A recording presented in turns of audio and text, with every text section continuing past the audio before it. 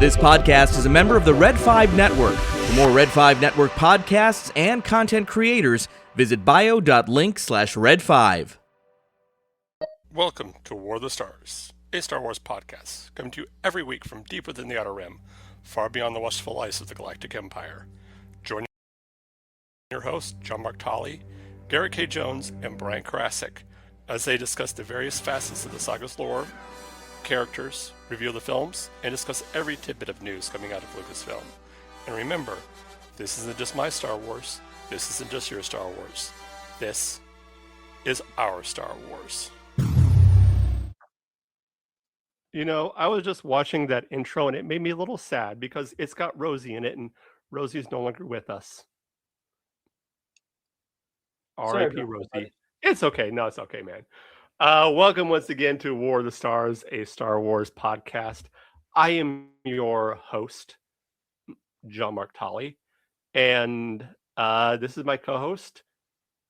I almost said Brian. McCool. Yes. Garett K. Jones. How's it going, everybody? Oh, man. It is good. Happy 4th of July for those who celebrated. Happy Quincentennial. Yeah. Yeah. Happy World Cup for those of you who are watching and enjoying it. USA lost to the Belgians. Yeah. AKA the Waffle people, AKA my people. And that's the thing about the Belgians. I mean, they're better at soccer. They're better at waffles. They're better at beer. Yeah. But I did not see a single Poirot-style mustache in the entire team. I was very I think looking at the names, I think most of them were on the Flemish side or Flemish. And I think Perot is Wallon. Yeah. I'm getting way into Belgian politics here. Yeah, anyway. Welcome once again. I was just looking at something, and if you can find a picture of the Team USA manager, I feel like I look sort of like him. Let me see here. Like I have the similar hair and the beard. He's a little bit fuller in the face. Men's National Soccer Team USA manager.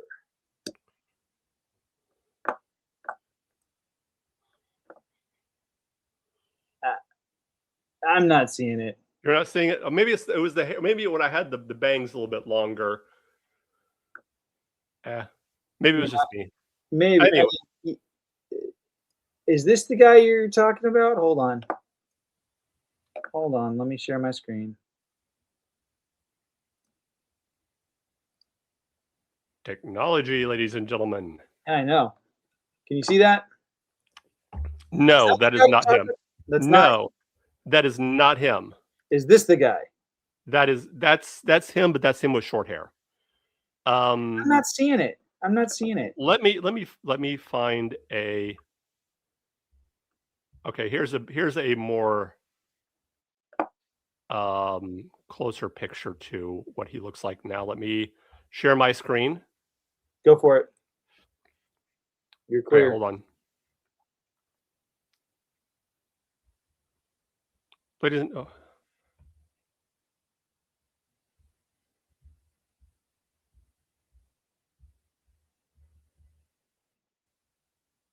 Okay, do you see that?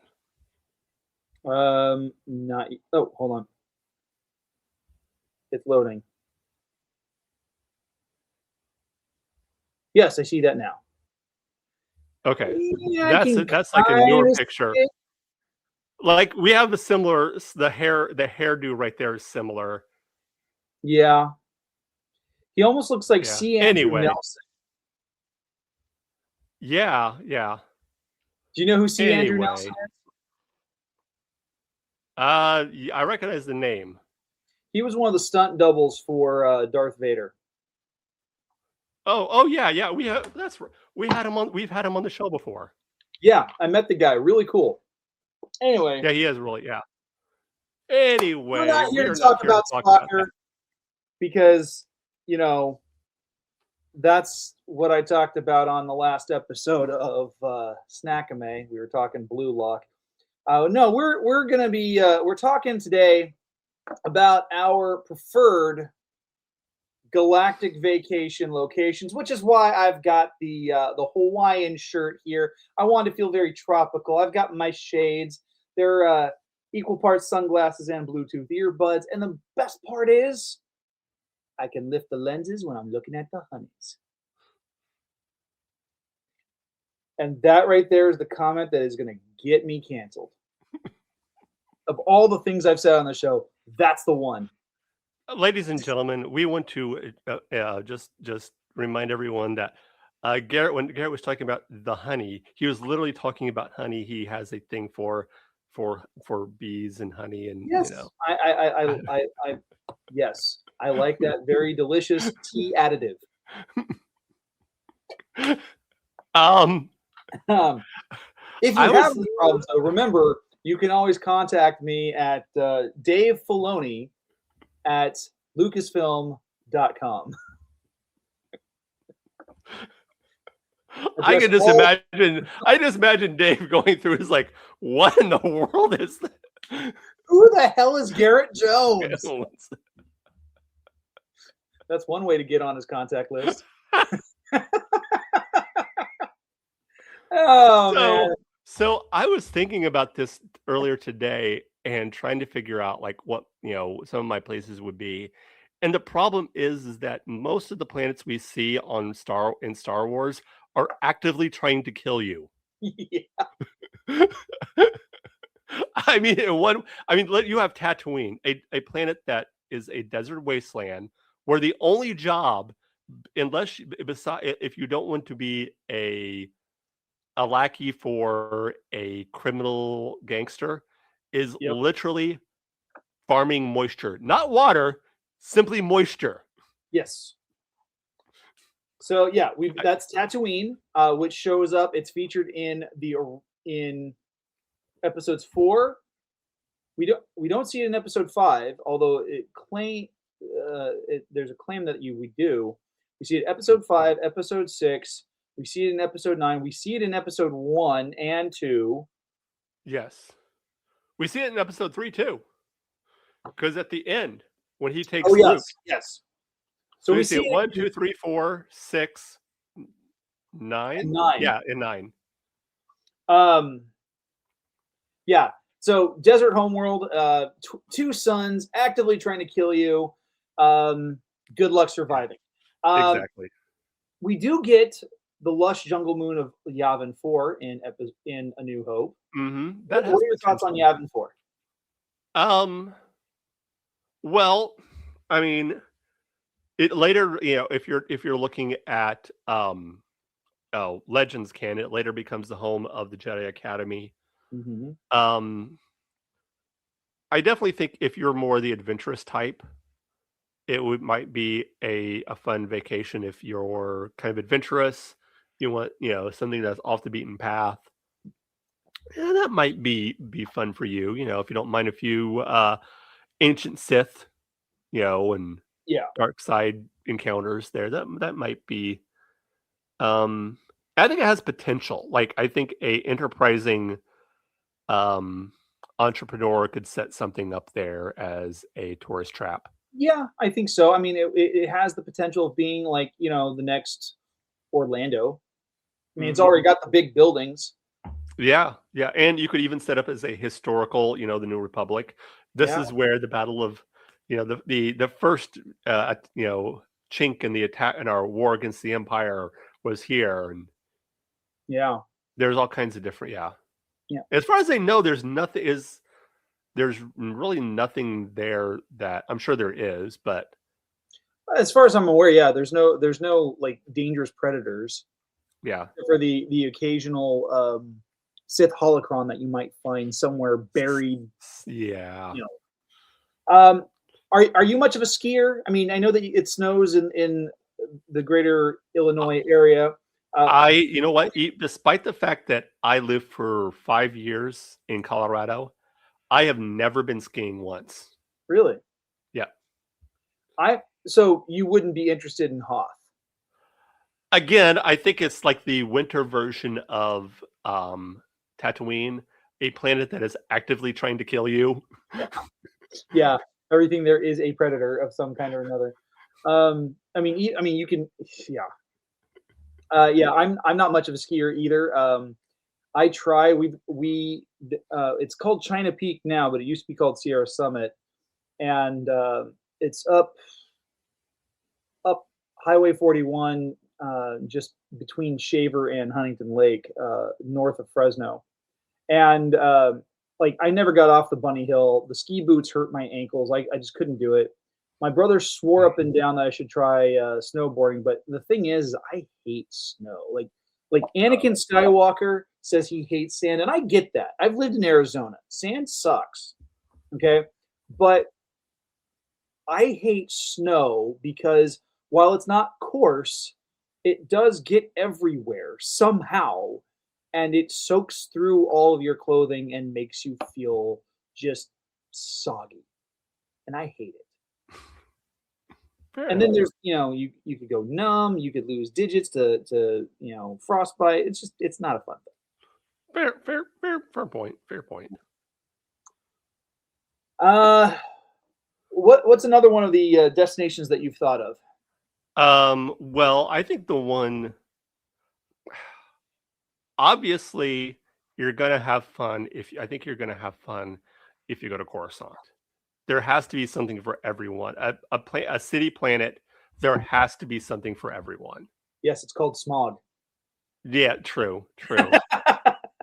I think the only issue again is the smog, and I think of all the places in the galaxy where you could commit a crime and get away with it, it would be Coruscant, just because it's so big. They have to things have to get overlooked. So I think their biggest problem you're going to have in Coruscant is probably pickpockets, like with any big city, and it's probably with any place. If you know where to go, the right places to go, you're probably going to be safe. You're probably going to have a good time. But yeah, I don't know if I would want to go. Like, I think I would want to go to Coruscant, but I don't know if it would be like this is the top destination. I have to go here, but definitely a place I would want to go. Yeah. Just to say, it's kind of like New York City, just to say that you've been there. Yeah, I can't say I'd be all that thrilled about being on I'm not a big fan of big cities anyway. Like, Yeah. the closest, it's not really a big city, but the closest major city to me is Fresno. Okay. And like, even then I hate going to Fresno. The freeways are clogged with people. There's just there's a lot of stuff to do. Great restaurants, decent shopping. There's some pretty fun activities if you know where to look, but for the most part, I just don't enjoy being in big cities. Like, I think for me, Coruscant will be one of those boxes just to check off. Just be like, all right, I've been there. That's good. That's nice. Yeah. What about you? I'm looking here at the list. Like, what's funny is there's so many planets that are so similar. Like, you've got between Yavin 4 and Endor. I mean, they're different types of forests, obviously. And then you've got Takodana, which is where we meet Maz Kanata in episode 7.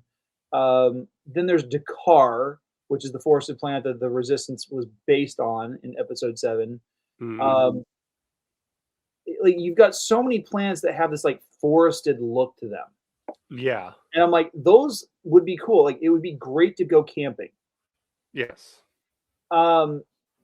If you're the kind of person who's outdoorsy, you like to live that van life, or you like to go camping in general. I probably wouldn't want to pick something tropical like we see in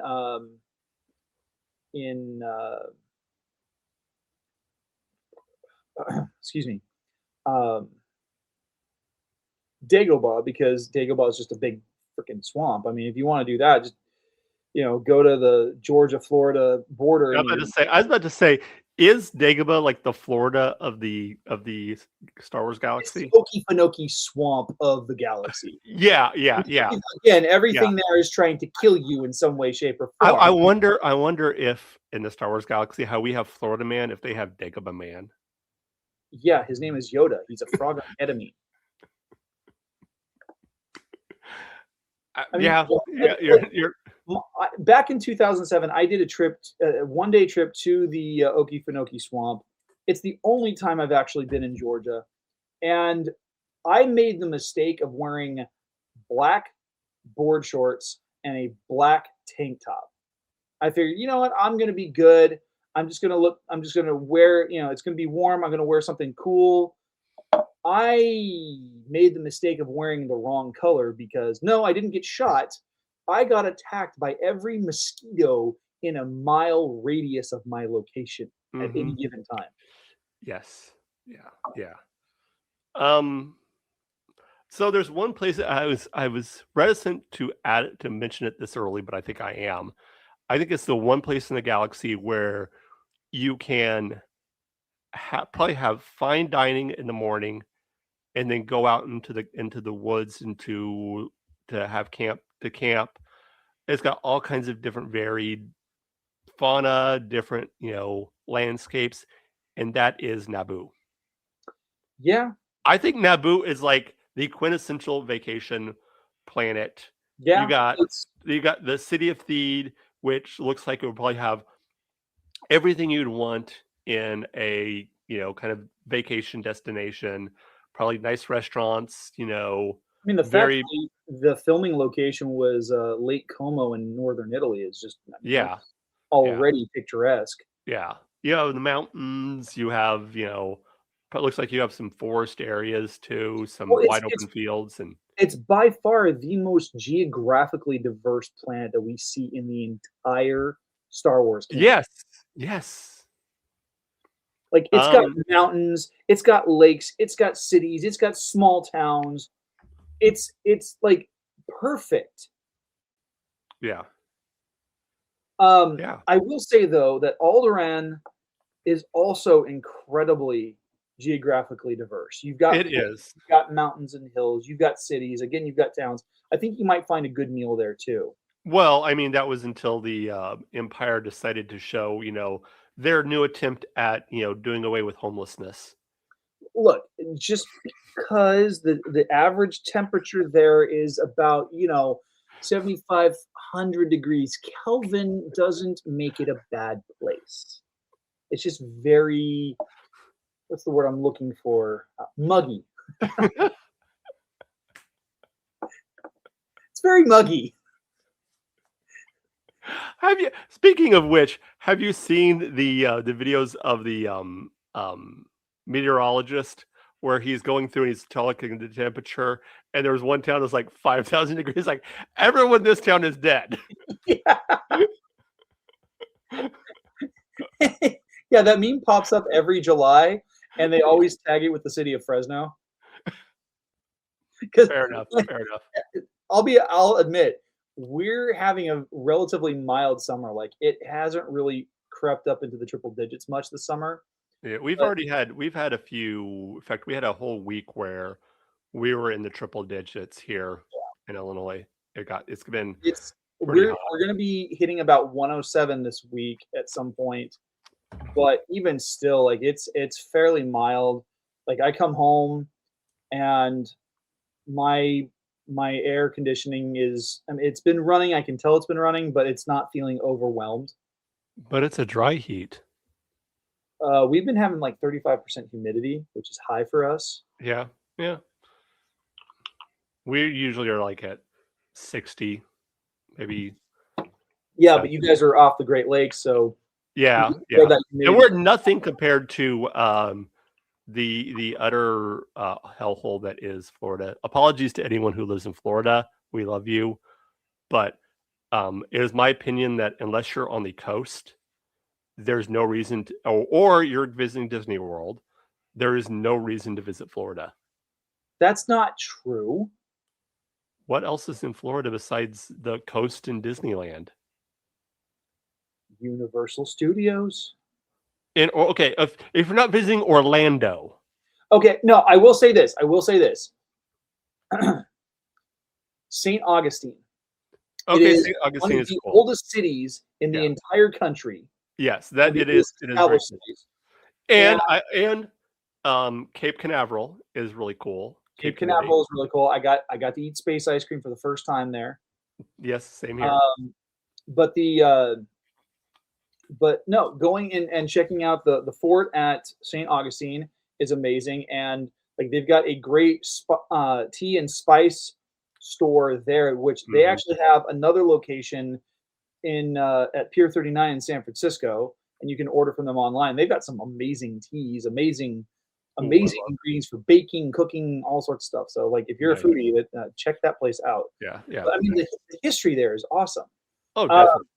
And see, I think that's one of the things, like most of the locations in Star Wars are these extreme biomes where everything there is either trying to kill you, eat you, or some combination thereof.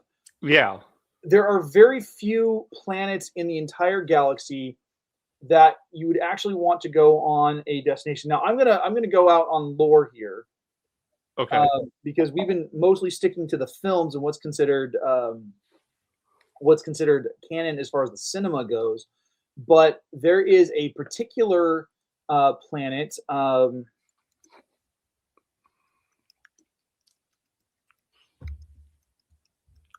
And I'm pulling it up right now. Zeltros. Okay. Ever heard of Zeltros? I cannot say that I have.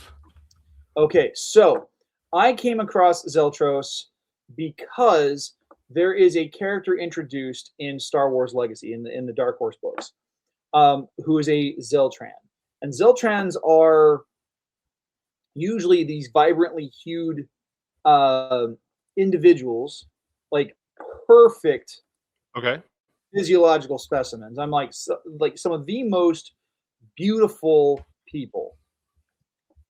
And they're an Interim planet. They're part of the Zell system, and they are the homeworld of the Zeltron race, who are an empathetic species, and they actually have an ability to control pheromones, kind of similar to the Phaline. And their planet is considered a paradise. Like they are, like the whole thing. Turns into like the vacation destination everywhere for everybody. Okay. Like they actually have a location called Paradise on this planet. It is temperate. It is beautiful. Like nothing. It's this perfect place, and like they've got crystal clear beaches. They've got all sorts of nice resorts. They've got drinks. They've got food. Every wonderful thing from the galaxy. Basically, they're Las Vegas without the desert setting. Oh, cool. Yeah, I mean, you can gamble. I mean, apparently gambling is legal everywhere in the galaxy. Well, yeah. But I mean, everything you could possibly want, it's there. And that would be a place to go and check it out. My only concern is that it would probably be very, very crowded, and I don't like people.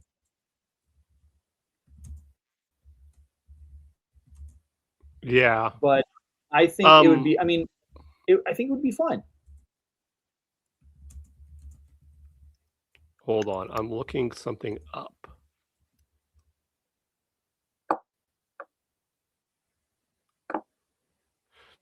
So I'm gonna see if I can pull up some additional images of Zeltros here.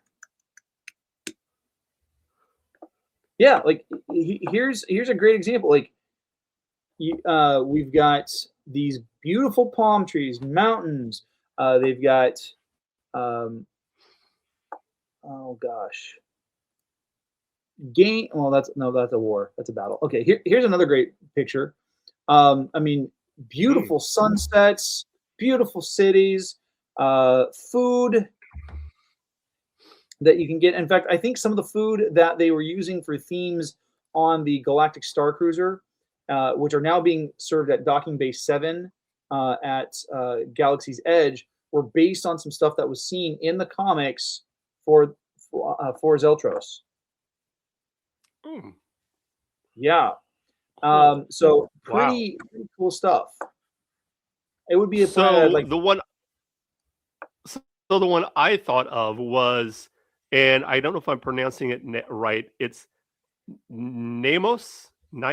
It's Naiamos. It appeared in Endor season 1. It is the beach planet where Endor was arrested. Naiamos.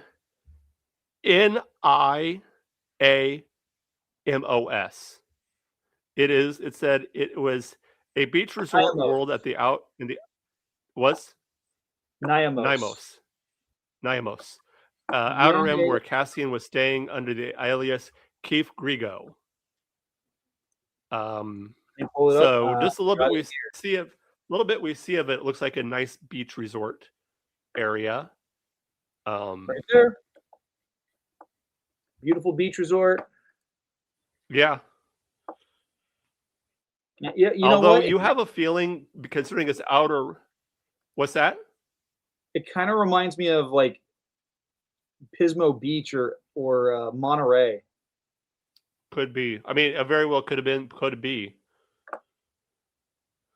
You'll also get the feeling that, considering it's an Outer Rim world, that it could be kind of where, that's one area for the tourist, and the rest of it is maybe a lot more run down. They just keep that area nice and pristine for the tourist. You see that a lot with cruise lines where. Yeah, you see that in the Bahamas, where like the cruise lines will take you to certain areas of an island, and you get to see that part, but you don't get to see the rest of it. No, yeah. I had a similar experience. 2009, I went on a cruise down to it was down the Mexican Riviera. We hit Manzanillo, Ixtapa, and eventually Acapulco. And we were supposed to actually hit Acapulco first and then work our way back north. But because of some stuff that was going on in the city, we actually stopped in Manzanillo first, which was fine. It was great. It was a neat experience. But like, we took a tour of Acapulco, saw some really cool historical sites, but we also were taken around areas where we wouldn't have seen certain things in the city that would have made it look less terrible. Our cruise, we went to Cozumel in Mexico, and Cozumel is a very kind of play the same thing of like Acapulco, where it's very much a tourist trap. But another planet that I think as a Star Wars fan, I'm tempted to want to go to see, but I know it would probably be pretty dangerous, and that is Han Solo's home world of Corellia. Corellia would be cool. But it just looks like a giant, like what we see it in Solo, it looks like one giant factory. It does, but like the only other version of it that I've seen was in the game The Force Unleashed. And it takes place up in the high mountains. So it's all snowing and icy and stormy. And so it looked cool. Like it looked like a nice place where you could go camping or something like that. But just not in the winter. Now in Legends, of course there are 3 planets in the Corellian system. And I cannot remember the names of them. Yeah, because I'm pulling up because like the pictures that we've gotten of Corellia make it look very Earth-like. Like it's got continents, it's got oceans. Like it is probably the most geographically diverse planet in all of Star Wars, probably more so than Naboo. And yet like all we saw of Corellia was the factories and the warehouses. I believe is it Cornet City is the main city? I think so, yeah. Yeah, I think that's the main city. Which, I mean, it makes sense that you would see factories because Corellia is, of course, known for their starships, Mm-hmm. factory and making ships and Yeah. so what about Kashyyyk, homeworld of the Wookiees? It's tropical. I mean, you're going to deal. It's not quite tropical. It's. I mean, you're gonna have like the coniferous trees and stuff like that, but there's a lot of fungal growth. There's a lot of ferns and stuff like that, but everything there is gigantic. Everything there is going to kill you. They have gigantic spiders. They have gigantic slugs. They have some kind of weird bat thing that will try to eat you. They have gigantic birds that are twice the size of a Boeing 737. I don't think so. Okay. But Chewbacca's there. I don't care. I don't care. I mean, look, when I became a foreign exchange student. Come on, Lumpy. Okay, so don't get me started on Lumpy. Oh, if there's anybody who deserved his nickname. No, so here's where I stand. Like, when I wanted to become a foreign exchange student 26 years ago, I looked into the whole process and I went through the applications, and Rotary did this thing where they allowed me to put down 3 possible selections of a place where I'd like to go. And initially I cited Australia, Japan, and Switzerland in that order. And my logic and my reasoning was I would like to go to Australia because it's a place I've always wanted to go to. That, and I heard that the ladies there liked California guys. I figured maybe I could actually find a decent girlfriend. Japan, because it was a place I've always wanted to go, because great history, fantastic lore, and I love sushi. And then Switzerland, while they probably would have put me on the Austrian side, it's well within a close proximity to northern Italy. I have family in northern Italy. My parents travel there frequently enough that they could have come to visit me without any issues. Or I could have gone to visit them depending on how things play out. When I signed on, they said, we aren't sending anybody to Australia because we've been having issues with how things have been playing out. It hasn't been a good fit. So we're not doing anything with Australia. That, and we'd like you to experience a culture that does not speak English. So I just bumped up my 2 choices. I ended up going to Japan for the next year. And so that became the logic behind it. But it's as I've gotten older, there are times where I still want to go to Australia because I think it would be really cool. Like Brisbane looks beautiful. I'd like to check out Sydney, but again, everything in that continent has evolved to kill humanity. That's what I have to say. As someone who's already had adversity to visiting places where everything is trying to kill you, I think Australia would be the last place you'd want to go. And the fact that they're just so cavalier about it. Well, 26 years ago, I didn't know.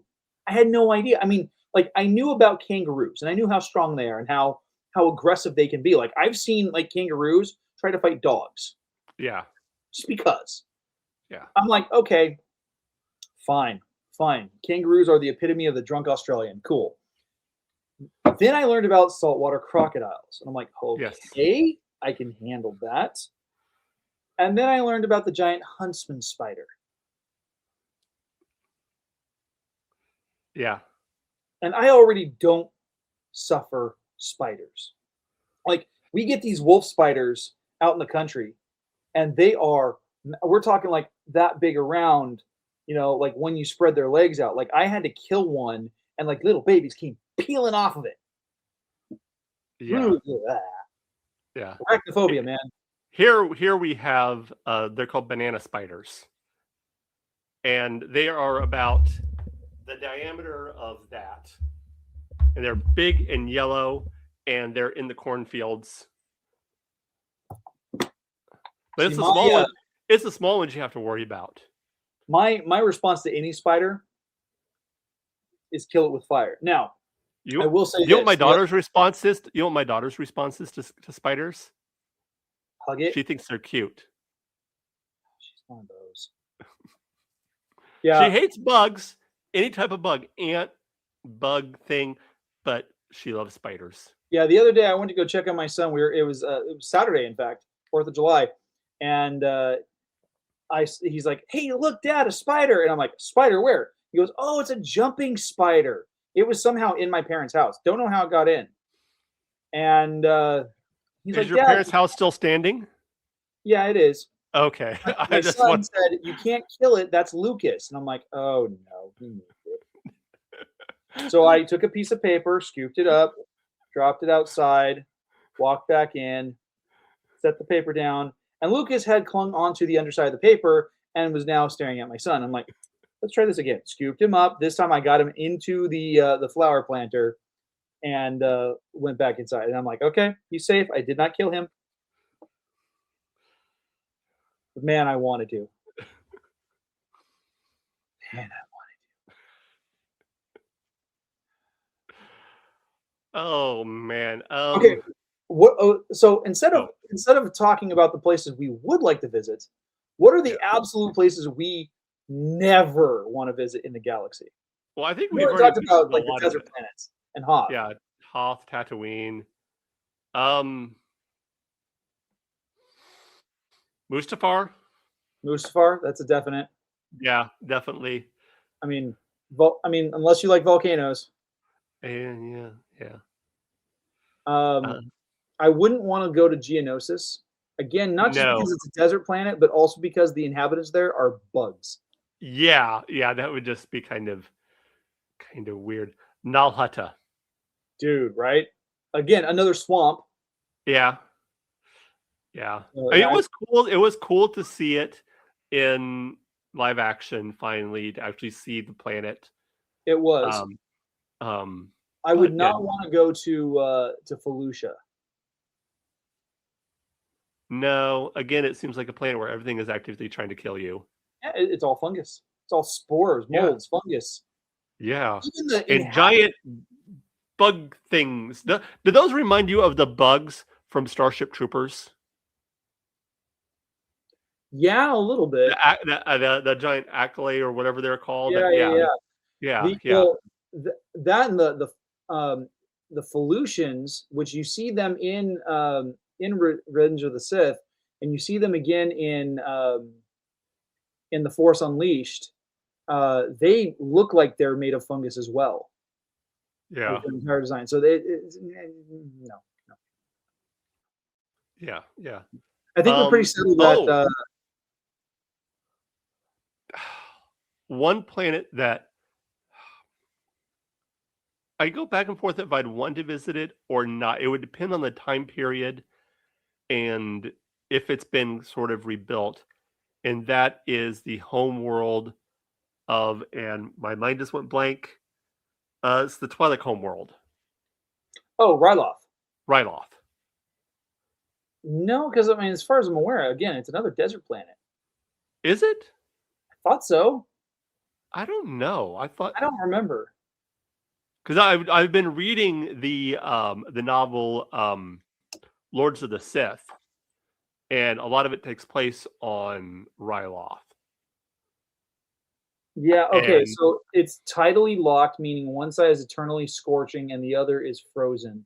The only habitable zone is a narrow mountain ridge where day meets night, creating violent weather patterns. Okay, so maybe not. Yeah, I don't think so. Maybe they have moons that are nice. Sure. I don't know. Sure. Yeah, being tidally locked kind of sucks. Yeah. And so, well, kind of wish we had Brian here because I'm curious what his thoughts are. Yeah, definitely. Of course, I'm pretty sure that he would want a vacation on Exegol. Yeah. Just a I don't know why, just a thought. Just a thought. Maybe a maybe a memorial trip to the Imperial Palace. On Coruscant. Yeah. To pay his respects, and of course, another pay his respects at Vader's castle. Yes. Oh, on Mustafar. On Mustafar. Yeah. Speaking of Mustafar, I'm actually listening to an audiobook called Terror on Mustafar. Oh. It's one of the audio dramas where you've got a variety of different characters, but basically it's like the Imperial version of like the Cub Scouts or Boy Scouts or whatever. Cool. They're the Star Cadets or something like that, and nice. Vader shows up at their academy, and the main character is this like 12, 13-year-old kid or something like that. Him and his best friend, and they somehow get smuggled onto Vader's shuttle and travel to Mustafar. Oh, they just showed up there. So like I'm like an hour and 45 minutes, almost 2 hours into this audiobook. So I'm almost about halfway through with it. Oh wow. And it's getting good. Like this kid has come face to face with Vader, and like at first Vader was his hero. Now he's realizing Vader might be the scariest MF in the galaxy. You think? So the book I've been reading, have you read Lords of the Sith? No. So the whole premise is that you have two kind of sub stories going on. You have the Free Ryloth movement, which is going on with Cam Syndulla and his group, and it goes into like the detail about how they have the kind of military head of the Empire there in their back pocket. Yeah. And they kind of have him on their, they find out that stuff's been going on, so the Emperor and Vader decide they need to make a personal trip to Ryloth to see what's going on there. And Syndulla's group basically tries an assassination attempt. And they destroy a star destroyer by smuggling it in. And you see, like, the description of Vader in this is utterly terrifying because it gets inside his mind of like what he's thinking and how he's thinking, and like the hatred that he has. And this is like prime Vader. So this is Vader at like 29 years old, 30 years old. So it's like that Vader. So like maybe so he's only been Vader for a few years. Probably about 5 or 6 years. Yeah. And they managed to shoot down Vader and the Emperor's shuttle. So Vader and the Emperor are stuck with like one other Imperial Red Guardsman. Is this the one that Brian's been talking about where they see Emperor using the Force and or something like that? And Vader They has to kill. The only person who is left alive is, like I said, this Imperial Guardsman, because he already kind of knows what the Emperor is. And like there's one scene where, like, is this also the scene where he just goes through an entire ship and just kills everyone on the ship by himself? He basically crashes his E-wing. At this point, they don't have this is before TIE fighters. Oh, geez. And crashes it into the ship, and then just walks onto the ship. That's how he boards this rebel ship. Is he basically just crashes into it, hops out, and just walks through and just slaughters everybody, and turns on the external comm systems to Cam's ship because he knows it's out there, so he can hear everyone being murdered. Oh my gosh! Like, it is utterly terrifying. And on that cheerful note, yeah, the last book I just finished that was a Star Wars title was Master of Evil, and that book was a slog to get through. It could have been about like, because it was like a 15 and a half hour long book as far as audiobooks are concerned. It Yeah. could have stood to be about 5 hours shorter. Like there, because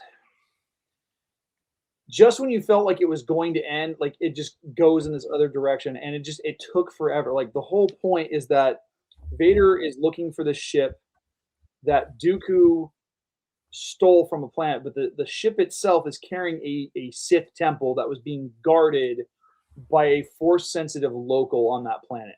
Mm-hmm. It was a shaman of some kind. And the temple itself had enough residual dark side energy that it could manipulate reality. Mm. And because it got locked for a number of years inside a basically inside hyperspace, it was like in this hyperspace bubble.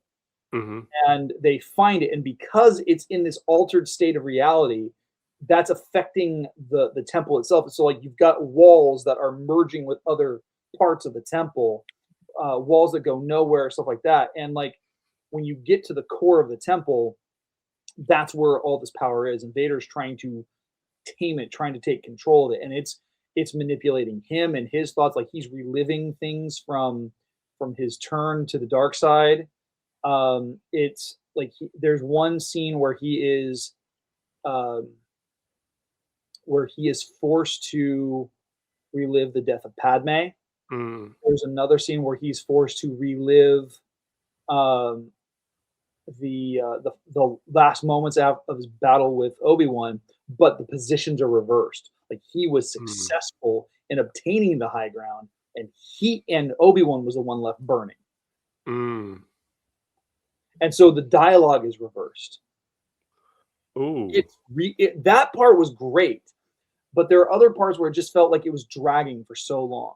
Right. And so it wasn't a terrible story. It just the pacing was off. Yeah. So yeah.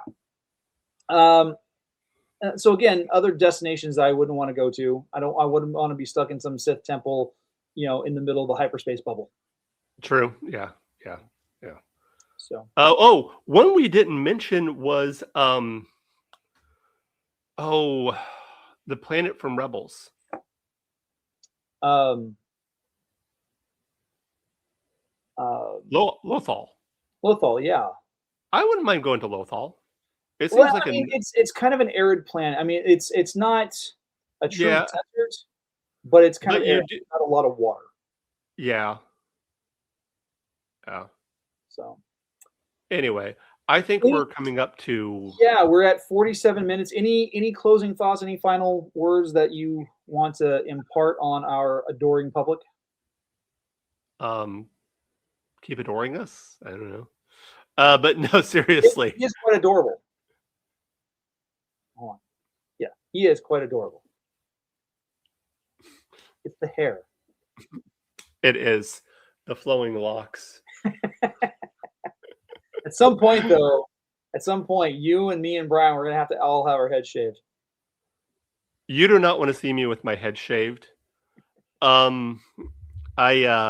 This is a all ages show, so I won't say what my head looks like when it's shaved. But the first time I started doing it on a regular basis, I had students telling me that I looked like a thumb. Just because like my neck is so thick, and there was a point when I was much heavier where my neck just, there's no discernible shift between like the top of my neck and the base of my skull. It's like, thanks, great. I look like a thumb. Wonderful. But no, I mean, we've kind of established that. I think it's a storytelling concept to make these planets very homogenous. Yeah. Make them all, because they're all stand-in. Star Trek does the same thing. All of Kronos is on fire and volcanic. Is that what it was supposed to be? I just thought it was, lots of red. Yeah, maybe. Vulcan is a desert.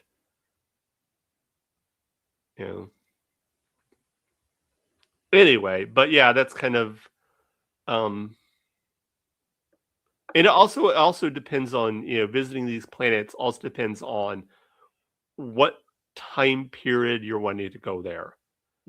Because obviously there, as we talked about with Alderaan, there's, if you're in the prequel era up to A New Hope, it still exists. You're still, Afterwards, sorry. New Hope moving forward, it is a cloud of debris. Yeah. What about you? Any final thoughts? Not really. I mean, I could use a vacation, but I just got back from one, and I could still use one. Yeah.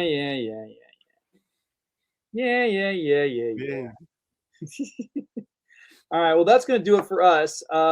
We're skating one man down, to use hockey parlance. But if you want to connect with Brian Karasik, you can do so on Facebook.com. Just search for the Sith Library and Archives, where he posts as Darth Carosis. You can also find him on the Galactic Empire, where he is reporting in as Lieutenant Merryweather. Both are carefully cultivated platforms for talking about the dark side and Imperial lore, respectively. As for me, if you want to connect with me, you can do so by going onto Instagram and X at GKJ_publishing, where I talk about my books. I have been doing all my writing challenges and stuff like that on there. I've been taking a hiatus from talking about The Right Way, which is my other show on YouTube, but I'm going to be coming back with some new stuff here shortly. You can also find me on Feast of Phantoms doing another show called Snackame. I mentioned that earlier in the episode. We have a new one coming out later this month, where we are going to be talking about one of the films in the My Hero Academia series. So make sure to check that out. It's a once-a-month series that we do, and we eat snacks and talk anime. Sounds good. Yeah. All right. As for us right here at War of the Stars, if you want to find us in contact with us, you can do so through our email. That is warofthestars1@gmail.com. We are also on every other social media. Is at War the Stars 77. That is all one word. That is Blue Sky, Instagram, X, YouTube, and TikTok. So check us out there. If you want to support the show, Ko-fi.com/War of the Stars. That is ko-fi.com/War of the Stars. Or go to spreadshirt.com/war-of-the-stars. I'm going to get that changed, I promise you, to make that a whole lot easier for you guys to find that at. We are all, as Garrett mentioned, we are a part of Feast of Fandoms on YouTube. Check out the Feast of Fandom YouTube channel and all the shows that are on there. Literally something for almost every fandom there is. We're also a proud member of the Red 5 Network. Go to bio.red5.net, I believe. It's at the beginning. If you were to check us out on Spotify, you'll hear it at the beginning, a little intro thing we do there. Check us out next week, where we are talking General Grievous. So that should be a fun talk, and hopefully we'll have the whole crew back. So until then, remember, this is not just my Star Wars. This is not just your Star Wars. This is our Star Wars. May the Force be with you.